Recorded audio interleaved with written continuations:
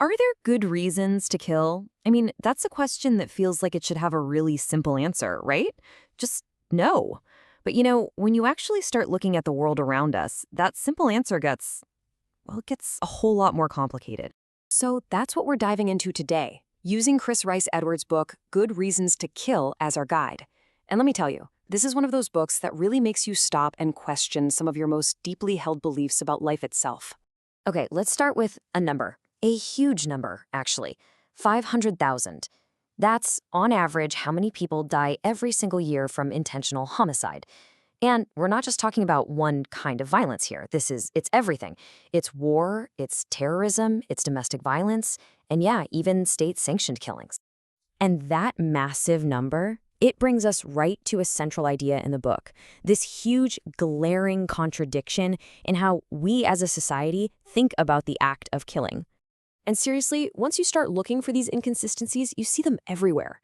In the Western world, for example, we often cheer on our soldiers going to war, which, let's be honest, involves killing. But then we're absolutely horrified by the idea of an honor killing. We accept state executions as a form of justice, but we might throw someone in jail for helping a terminally ill parent and their suffering, even if that's what they wanted. So what gives? What actually makes these situations so different in our minds? Well, the author puts it perfectly. He says, the world we live in is complex, becoming increasingly grayer than black and white, and he argues that our moral world just isn't that simple. To really get it, we have to step into those gray areas. And the book does this by looking at real stories through 3 totally different lenses: duty, instinct, and belief. All right, let's start with duty. What happens when killing is, well, it's just part of your job description, a task you have to complete, professionally, without emotion. Meet Charles O'Reilly. Between 2004 and 2010, he was the warden at the Texas prison that houses the state's only death chamber. And get this, during his time there, he oversaw 140 executions. But for him, this wasn't some big moral crusade or some heavy emotional burden. He actually saw it as a pretty small and totally unemotional part of his job. And the whole execution process, it was a strict, methodical protocol. O'Reilly would personally meet the inmate, explain how the day would go. Then at exactly 6 p.m., he'd come back and just say, "It's time." Every single step, from asking for a final statement to the doctor pronouncing death, was all just procedure, detached. O'Reilly himself explained his thinking this way.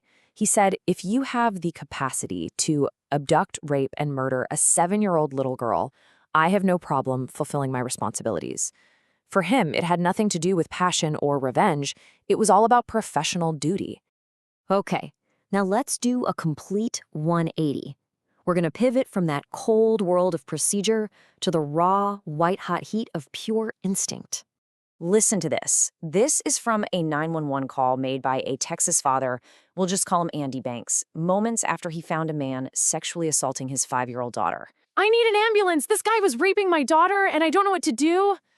I mean, the panic in his voice is just a world away from the calm professionalism we were just talking about, right?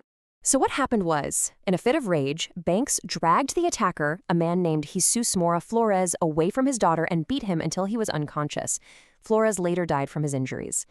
Now, legally, this is where a specific Texas law comes into play. It's called defense of a third person, and it basically says you can use deadly force to stop an aggravated sexual assault.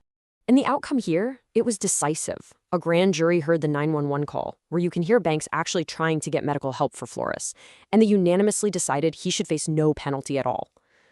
So in this case, a killing that was born from pure, raw instinct was seen as totally justifiable by the law, and you could say, by society. Okay, so we've looked at duty and instinct.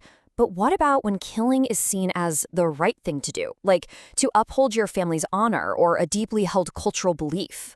This brings us to the concept of the honor killing. And it's really important to understand that this usually isn't some crime of passion. It's often a premeditated act, planned out by family members who genuinely feel they are justified in erasing what they see as a stain on their family's reputation. To see what that looks like, consider the story of Daljit Singh Dule. Back in 1991, he murdered 3 people, including his own sister, because he believed they brought shame on his family. And for years, he felt zero remorse. He truly believed he had done the right thing. But after 2 decades in prison, something started to shift. By 2013, at a parole hearing, He expressed deep shame for what he did, calling his old beliefs wrong and stupid. It's an incredible story that shows how a justification for killing, one that once seemed so absolute to him, can just completely unravel over time. So let's pull back for a second. We've got a state executioner, a protective father, and a brother defending his family's honor. 3 killers, 3 completely different motivations, and this right here gets to the absolute heart of the author's message. I mean, it's the exact same act, ending a human life, but it's driven by these fundamentally different forces. For Charles O'Reilly, it was duty. For Andy Banks, it was pure instinct. And for Daljit Singh Dulé, it was belief.